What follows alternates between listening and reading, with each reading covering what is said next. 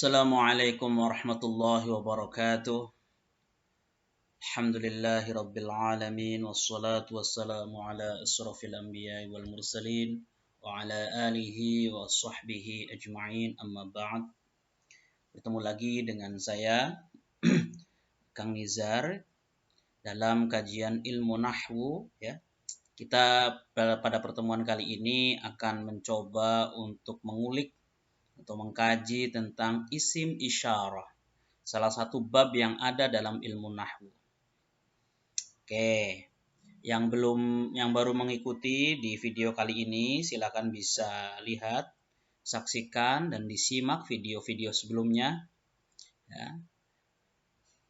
Dan jika ada saran, komentar atau request bisa langsung di kolom komentar langsung saja.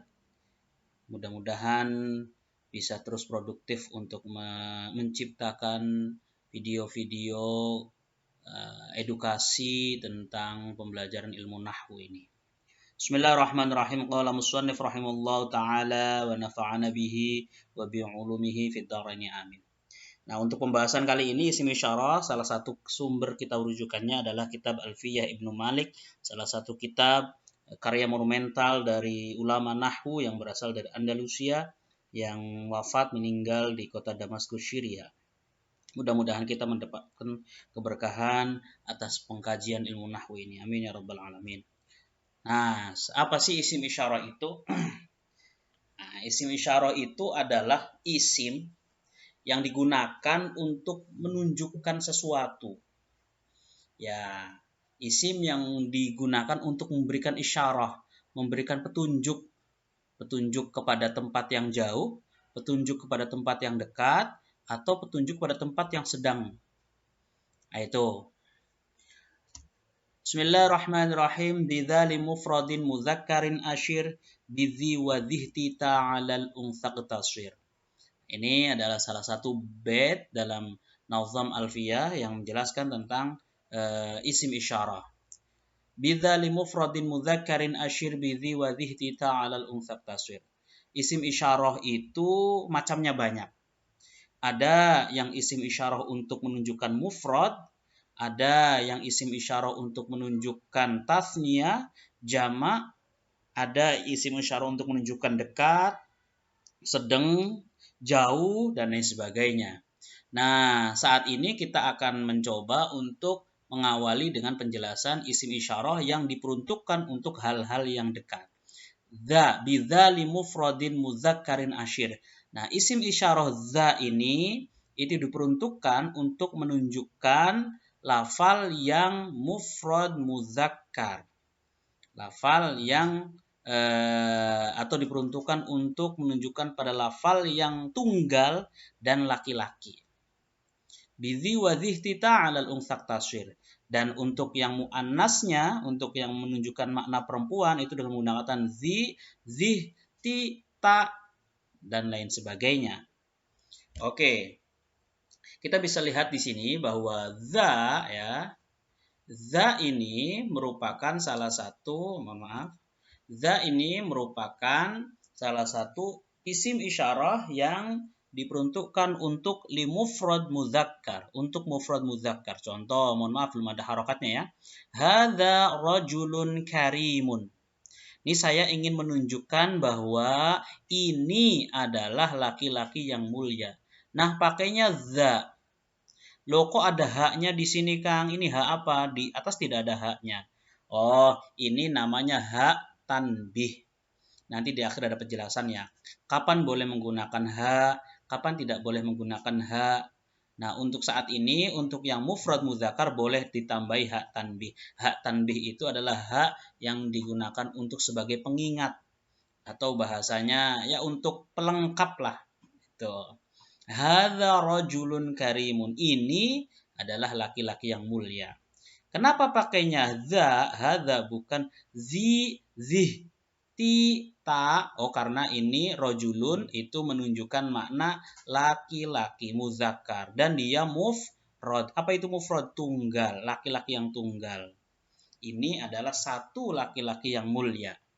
Ini namanya, contohnya adalah isim isyarah. Lalu bagaimana status i'rabnya ya? Status i'rabnya hadza di sini sebagai apa? Oh, hadza di sini statusnya sebagai mubtada dan rajulun di sini statusnya sebagai khobar. Hadza rajulun karimun. Hadza utawi iki iku rajulun laki-laki karimun kang mulia.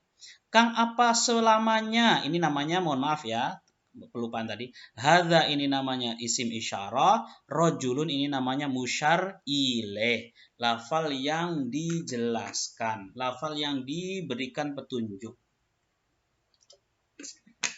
Apakah selamanya musyar ilaih itu menjadi khobar dari isim isyarah berupa hadza? Oh tidak. Kita melihat siakul kalamnya, kondisinya. Ada kalanya isim isyarah, ada kalanya musyar ilaih itu bisa menjadi khobar dari mubtada isim isyarah. Ada kalanya musyar ilaih pun menjadi badal dari isim isyarah. Itu dari siakul, nanti kondisional ya, lihat siakul kalam. Siakul kalam itu apa? Siakul kalam itu adalah konteks pembicaraan kalimatnya. Kalimatnya di situ mengarahkan sebagai apa? Oh, di sini karena hadza terletak sebagai awal kalam, maka hadza menjadi mubtada, rojulunya menjadi khobar, karimunya menjadi apa? Karimunya menjadi naat. Naat dari lafal rojulun.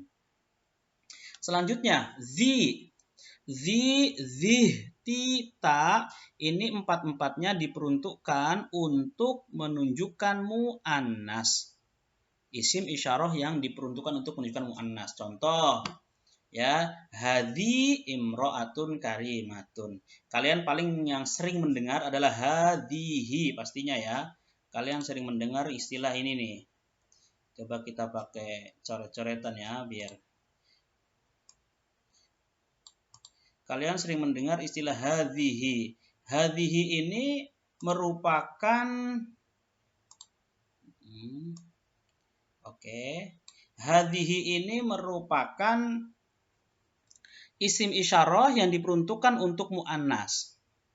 Nah, sekarang sebetulnya tidak ada hanya hadhih saja, tapi di sini ada tambahan huruf tanbih. Jadi hadhihi imro'atun karimatun. Begitu juga seterusnya, asalnya ti menjadi hati imro'atun karimatun. Hata imro'atun karimatun. Oke. Kenapa? Kenapa kok bisa dalam bentuk hadhihi, hati, hata ya? Kenapa tidak menggunakan hadza? Oh, karena kita lihat lafal setelahnya apa? Ini namanya apa namanya? Musyar ilaih, lafal yang diberikan petunjuk. Musyar ilaihnya berupa mu'annas. Apa tanda mu'annasnya, Kang? Tanda mu'annasnya ada tak marbuto. Ya, karena juga dia menunjukkan perempuan. Karena musyar ilaihnya mu'annas, maka isim isyarahnya harus dalam menunjuk. Harus dengan menggunakan isim isyarah yang khusus untuk mufrad mu'annas. Hadhi, hadhihi, hati, hata. Sampai sini paham ya, bahwa isim isyarah yang pertama yaitu adalah isim isyarah yang digunakan untuk mufrad mudzakkar. Mufrad itu satu, mudzakkar itu laki-laki, dan untuk yang muannasnya zih, tita itu untuk muannas. Oke, kita lanjut ke selanjutnya. Wadhani tani lil musannal murtafi' wa fi siwahu dzaini taini dzkur tuti'. Wadhani utawi musyar ilaih lafal dzani, utai isim isyarah dzani, tani dan tani iku lil musanna bagi isim tasniyah al murtafi yang tingkah rofa fi mahallir rofa. Terus wazkur dan sebutkanlah lafal zaini dan taini fi siwahu di dalam selainnya lafal dzani dan tani fi siwahu di dalam selainnya lafal yang mahal rofa. Isim isyarah dzani menunjukkan tasniyah mudzakkar mahal rofa, dan isim isyarah berupa tani menunjukkan tasniyah muannas mahal rofa. Oke, kita coba imajinasikan dalam bentuk tabel. Di sini isim isyarah yang menunjukkan dua. Ingat ya, isim isyarah yang menunjukkan dua musyar ilaih. Kalau tadi Tadi kan isim isyarah yang hanya menunjukkan mufrad muzakkar. Musyar ilaihnya satu. Ini satu laki-laki mulia. Kalau sekarang ya musyar ilaihnya itu menunjukkan dua orang. Dua orang laki-laki atau dua orang perempuan. Contoh. Tapi di sini ada kategorinya ya, ada yang mahal rofa. Mahal rofa itu apa, Kang? Mahal rofa itu adalah status dari lafal zani ya. Dia sebagai lafal yang beri'rab rofa. Bisa sebagai mubtada, bisa juga sebagai khobar ya, atau sebagai status lain yang beri'rab rofa. Contoh, zanir rajulani qaimani. Dua laki-laki yang berdiri. Ini adalah dua laki-laki yang berdiri. Zani utawi iki loro iku arrojulani dua laki-laki qaimani yang berdiri. Oke ya, jadi zani di sini merupakan isim isyarah yang menunjukkan makna dua terhadap musyar ilaihnya. Ya, ini isim isyarahnya, lafal setelahnya musyar ilaih menunjukkan dua terhadap musyar ilaihnya dan diperuntukkan ketika kondisi rofa. Kalau ketika kondisi nasab sama jar beda lagi habis ini nanti. Ini yang muzakkar. Nah, sekarang yang muannasnya. Yang muannasnya ini tani ya. Yang muannasnya ini tani. Kalau yang mudzakarnya zani. Kalau yang muannasnya bisa dalam contoh tani hindani qaimani. Tani hindani qaimani. Tani adalah tani utawi dua perempuan iku hindani. Hindun namanya, qaimani yang berdiri. Ini adalah hindun, dua hindun yang berdiri. Nah, di sini lafal tani itu merupakan isim isyarah yang menunjukkan musyar ilaih lafal setelahnya, yang menunjukkan musyar ilaihnya itu sebagai tasniyah dan juga dalam kondisi apa? Rofa. Paham sampai sini ya? Kita lanjut. Fi mahallin nasbi wal jarri. Ketika mahal nasab dan mahal jar. Bentuknya apa? Apakah zani dan tani lagi? Oh tidak. Kalau mahal nasab dan mahal jar, bentuknya adalah zaini dan taini. Kalau mahal nasab dan mahal jar, bentuknya zaini dan taini.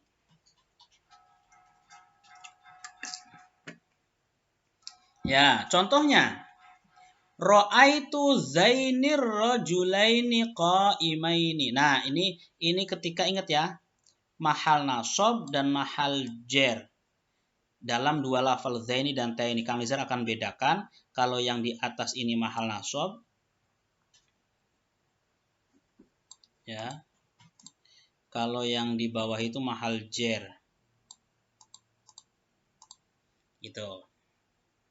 Zaini, ra'aitu zainir rajulaini qaimaini. Nah, ini yang tadi saya bilang bahwa apakah selamanya musyar ilaih itu bisa sebagai khobar? Selamanya musyar ilaih itu kedudukannya sebagai khobar atau tidak? Nah, di sini kita bisa melihat bahwa musyar ilaih selamanya tidak sebagai khobar, tapi bisa sewaktu-waktu musyar ilaih pun menjadi badal. Ya. Ra'aitu zaini ar-rajulaini.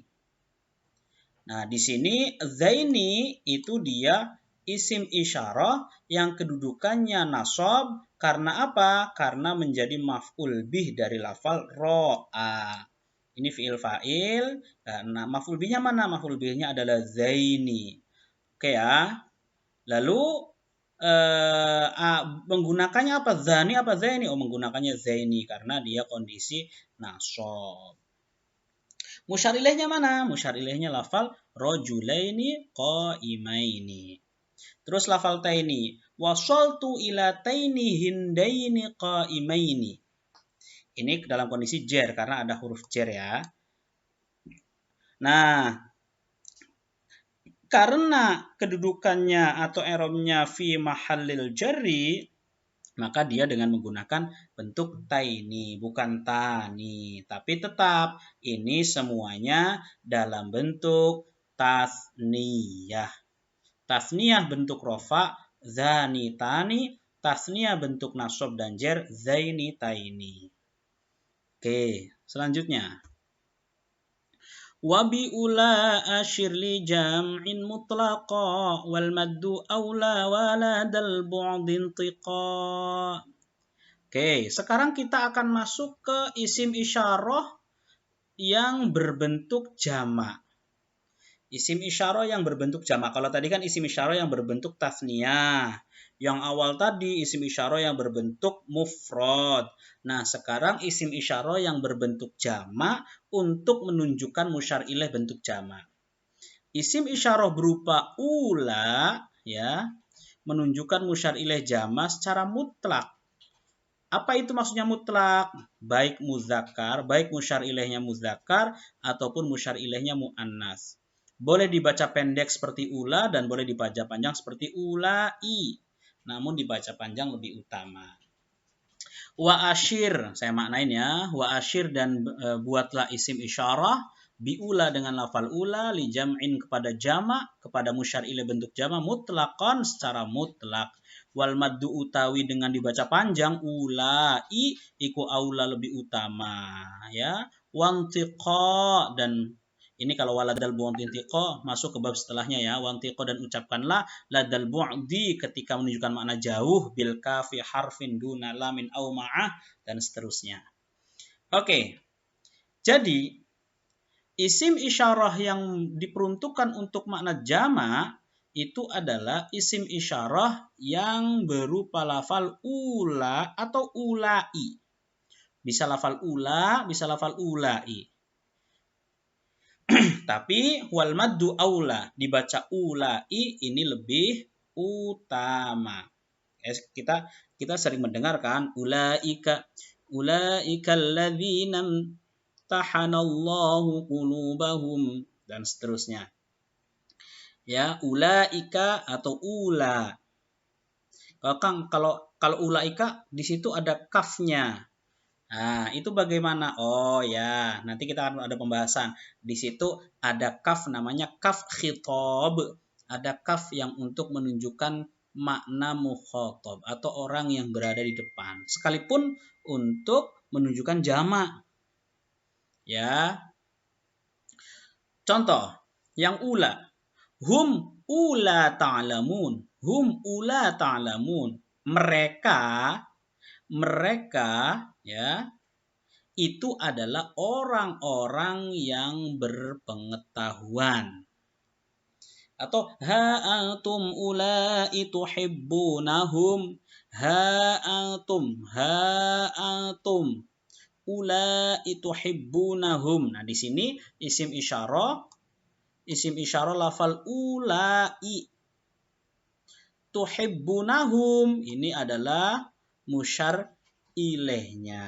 Dia menunjukkan bukan huibunahumnya ya, tapi domir humnya di sini yang dijadikan sebagai musyar ilaihnya. Karena dia ditunjukkan oleh lafal ulai. Hai kalian semua adalah orang-orang yang mencintai mereka. Mencintai mereka.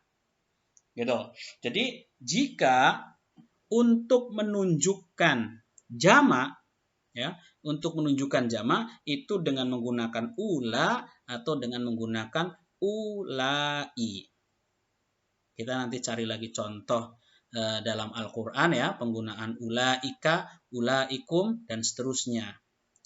Nah, kembali lagi bahwa penggunaan kaf khitab itu ulaika atau ulaikum itu penggunaan kaf khitab itu memang diperbolehkan. Tapi ini adalah isim isyarah yang masih dalam bentuk mentah. Mentah itu dalam bentuk asal, yaitu dengan lafal ula atau dengan lafal ulai. Selanjutnya, nanti kalau ada pertanyaan, teman-teman bisa kirim di kolom komentar agar nanti kita bisa diskusi lagi. Bil kafi harfan duna lamin, kurang, mohon maaf. Bil kafi harfan duna lamin au ma'ah wal lamu in qaddamtaha mumtani'ah. dengan menggunakan kaf ini masih berlanjut ya. Jadi waladal bu'din tiqa. Nah ini kalau tadi kita berbicara tentang isim isyarah yang diperuntukkan untuk musyar ilaih, musyar ilaih mufrad, tasniyah dan jama'. Nah, baru sekarang kita akan masuk pada peruntukan musyar ilaih untuk dekat, sedang dan jauh. Ini waladal bu'din tiqa wa intiqa ladal bu'di bil kafi harfan duna lamin aw ma'ah wal lamu in qaddamtaha mumtani'ah. Jadi isim isyarah itu langsung saja. Isim isyarah itu terbagi menjadi 3. Untuk yang peruntukan tempat. Kalau tadi kan musyar ilaih mufrad tasniyah jama'. Kalau sekarang isim isyarah itu dibagi menjadi 3 untuk menunjukkan tempatnya. Ada lil qurbi. Isim isyarah yang diperuntukkan untuk menunjukkan makna dekat. Ada lil wusta untuk yang menunjukkan makna sedang. Ada lil bu'di untuk menunjukkan makna jauh. Dekat, sedang, jauh. Nah, kalau dekat seperti apa? Bima laisa fihi kaf wal lam. Isim isyarah yang menunjukkan makna dekat itu tidak boleh disertai kaf dan lam. Tidak ada kaf, tidak ada lam. Kalau untuk menunjukkan makna dekat. Contoh, za, zi, hadza, hadhi, hadhihi. Hadhihi Fatimatun. Hadza rajulun karimun. Hadhihi imra'atun karimatun.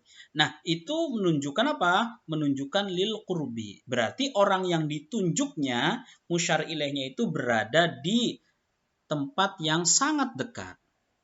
Ya. Jadi isim isyarah yang lil qurbi itu bima laisa fihi kaf wal lam, yang tidak memiliki kaf dan tidak memiliki lam. Contohnya za, hadza. Atau yang kedua, lil wusta, sedang-sedang saja. Bima fihil kaf wahdaha. Bima fihil kaf wahdaha. Isim isyarah yang ada kafnya. Awas ya. Tidak ada lamnya tapi. Isim isyarah yang ada kafnya. Jadi kalau kalian menemukan isim isyarah, lalu isim isyarah itu ada kafnya, berarti status yang ditunjukkan itu sedang. Tidak jauh, tidak dekat. Zaka, taka, dan seterusnya. Oke ya. Zaka, taka, tinggal ditambahi kaf khitab saja. Ini menunjukkan bahwa posisi musyar ilaih itu berada sedang dari mutakallim. Tidak dekat dan tidak jauh. Yang ketiga lil bu'di, isim isyarah yang diperuntukkan untuk makna jauh. Ketika apa? Ketika isim isyarah itu terdapat kaf dan terdapat lam. Kalau ada kafnya, kalau ada lamnya, maka isim isyarah ini berarti menunjukkan jauh. Zalikal kitabu la raiba fi. Atau talika, tilka, dan lain sebagainya. Berarti kalau zalika ini berarti menunjukkan isim isyarah yang lil bu'di, jauh. Kalian kalau baca Al-Quran kan Al-Qurannya dipegang ya. Zalikal kitabu la raiba fi. Kenapa pakainya zalika padahal Al-Qur'annya dipegang itu? Itu adalah kitab yang tidak memiliki keraguan sama sekali di dalamnya. Oh, karena yang dimaksud zalika di situ itu merupakan makna yang kembali kepada Al-Qur'an yang ada di Lauh Mahfuz. Atau contoh hadis yang berbicara man ra'a minkum munkaran falyughayyirhu biyadihi fa illam yastati' fa bilisanihi fa illam yastati' fa biqalbihi fadzalika wadzalika adhaful iman. Dan disikan pakainya wadzalika kan. Kalau kita memaknai kebanyakan bahwa iman yang paling rendah adalah iman yang menghancurkan atau menghanguskan kemungkaran dengan hati. Padahal zalika itu lil bu'di. Oh, berarti sebetulnya bisa ditafsiri dari pembahasan nahwu ini bahwa yang paling rendah imannya itu bukan dengan hati tapi yang menghancurkan kemungkaran dengan tangan. Karena letaknya lebih jauh. Nah itu ya. Jadi untuk lil bu'di itu bisa dengan zalika atau talika. Untuk lil wusta yaitu dazaka, taka. Yang untuk lil qurb itu hanya dengan za, zi, zih, ta, ti, tih, dan lain sebagainya. Oke, selanjutnya. Wa bihuna aw hahuna asyir ila danil makani wa bihi kafasila. Nah, kalau tadi kan penunjukan terhadap makna musyar ilaih dekat, sedang, jauh itu kan karena adanya kaf, karena ada tambahan lam, karena tidak adanya kaf lam. Kalau tidak ada kaf dan lam berarti dekat, kalau ada kaf berarti sedang, kalau ada kaf dan lam berarti jauh. Itu karena ada tambahan. Nah, sekarang wa asyir, dan berilah petunjuk, berilah isyarah bihuna dengan huna au hahuna atau dengan hahuna ila danil makani terhadap tempat yang dekat. Ya, ila danil makani dan terhadap tempat yang dekat. Wasila, dan sambungkanlah hahuna dan huna ini al kafa dengan kaf. Bisa dengan hunaka, hahunaka dan sebagainya. Kita langsung masuk. Lil makanil qurbi.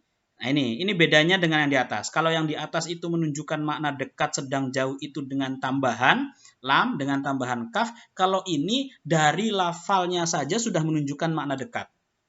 Contoh huna, contoh hahuna. Nah, ini lafal huna ini menunjukkan makna dekat. Ijlis huna, sini duduk, dekat sini, di sini. Gitu. Atau hahuna, hahuna ka umkus, di sini kamu tinggal, di sini kamu diam. Nah, itu ya. Jadi dari lafalnya saja tanpa ada bantuan yang lain dia sudah menunjukkan makna lil qurbi. Dan ini merupakan huruf isyarah, isim isyarah. Mohon maaf, bukan huruf. Ini merupakan isim isyarah. Selanjutnya, biar agak berbeda, ada perbandingannya. Nah, sekarang yang lil bu'di. Fil bu'di au bi thamma fuh au hanna au bihuna likantiqan au hinna. Kalau tadi merupakan isim isyarah yang lil makanil qurbi. Nah, bagaimana dengan yang jauh lil makanil bu'di? Untuk tempat yang jauh. Oh, kalau untuk tempat yang jauh itu dengan menggunakan ada tambahannya. Apa tambahannya? Tambahannya yaitu dengan ditambahi kaf. Hunaka, hunalika. Bisa ditambahi kaf ya. Hahunaka. Atau bisa ditambahi juga tidak hanya kaf melainkan lam. Hunaka, hahunalika. Misal contoh kalian sering dengar, ijlis hunaka. Kamu duduk di sana, di pojok sana, jangan dekat-dekat. Ijlis hunaka. Hahunaka umkus. Di sana kamu tinggal, bukan di sini. Laisa huna walakin hunaka. Nah, ini ya. Berarti untuk menunjukkan makna jauh itu dengan bantuan kaf. Tapi lafal hunanya sendiri itu dia menunjukkan makna tempat. Atau bisa juga dengan menggunakan hunalika, tambahannya 2, bukan hanya lam saja, bukan hanya kaf saja, melainkan ada tambahan lam. Hunalika ijlis. Atau ijlis hunalika. Itu bisa dengan menggunakan tambahan lam. Jadi dua-duanya bisa dipakai. Ya, yang tidak diperbolehkan adalah tambahan lam pada lafal hahunaka. Ini nggak boleh. Kenapa? Karena akan ada huruf tanbih. Satu, ini ziyadah. Dengan tambahan lam lagi, yaitu ziyadah. Tidak boleh. Jadi syaratnya dalam isyarah itu menurut ulama nahwu, huruf tanbih tidak boleh bertemu satu kalimat dalam, huruf tanbih tidak boleh bertemu dalam satu kalimat dengan lam. Habis ini kita akan ada bahas pencatatan, ada catatannya. Selanjutnya sama, hinna, hanna, sama saja. Ini lafal yang secara peruntukan itu dikhususkan untuk makna jauh. Selanjutnya nih catatannya nih. Untuk isim isyarah terdapat tambahan ha tanbih. Ya, seperti yang tadi kita contohkan bahwa semua dari isim isyarah itu ya boleh, boleh ditambahi hak tanbih. Boleh saja zarojulun karimun boleh. Tapi ya mu'zamul lugha al-arabiyyah ya keumumannya dia menggunakan hak tanbih. Keumumannya dengan menggunakan hak tanbih. Nah, tapi tidak semua isim isyarah bisa diawali dengan huruf ha tanbih seperti ketika bertemu dengan kaf khitab dan lam. Contoh ya ini, tidak boleh ha di sini, ini kan ha. Ya, ini agak mohon maaf dikoreksi, bukan hanya kalau kaf khitab masih bisa bertemu lamnya saja, dikoreksi ya. Ha tanbih di sini ha hunaka itu tidak bisa diucapkan ha hunalika. Tidak bisa. Kenapa? Karena ha tanbih tidak bisa bertemu dalam satu kalimat dengan la, dengan lam. Boleh lam didatangkan tapi hanya dibuang jadi hunalika seperti ini. Ini kan nggak ada ha tanbihnya. Tapi boleh masuk kaf khitab dan lam. Tapi jika di awalnya ada ha tanbih, maka tidak boleh diucapkan ha hunalika. Jadi diucapkan ha hunaka. Yang benar adalah ha hunaka. Atau sama, hinna, hanna, dan seterusnya. Oke, jadi intinya bahwa isim isyarah itu adalah isim yang diperuntukkan untuk menunjukkan sesuatu, yaitu adalah musyar ilaih. Status i'rabnya musyar ilaih seperti apa? Statusnya tidak selamanya menjadi mubtada. Mohon maaf, musyar ilaih tidak selamanya menjadi khobar, jadi bisa jadi isim isyarahnya mubtada, musyar ilaihnya khobar. Bisa juga isim isyarahnya mudhof, musyar ilaihnya mudhof ilaih. Tapi yang sering adalah isim isyarahnya badal, musyar ilaihnya menjadi mubdal. Oh, mohon maaf, kebalik. Musyar ilaihnya menjadi badal, isim isyarahnya menjadi mubdal minhunya. Nanti akan ada pembahasan khusus terkait dengan itu ketika kita membuat video terkait dengan praktek baca bahasa Arab tanpa harokat. Itu nanti akan istilahnya adalah seperti halnya sorogan. Nanti itu akan dijelaskan lebih jauh status i'rabnya seperti apa. Terima kasih. Syukran wa dumtum fil khairi wal barakati wan najah. Mudah-mudahan ini bermanfaat. Allahul muwaffiq ila aqwamit thoriq. Assalamualaikum warahmatullahi wabarakatuh.